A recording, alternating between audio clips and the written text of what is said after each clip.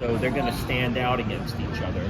They'll like blue and yellow or red and yellow, like you put them on top of each other and they both kind of pop away from each other, you know, they're very different. And this is so what we like, discussed. but I like to do the yellow eyes because the yellow eyes, they pop out, you know, and they look scary. It's the same with the you can play it like that. So that's keep it rolling. That's one style, and then you have like that's when you play it like an instrument.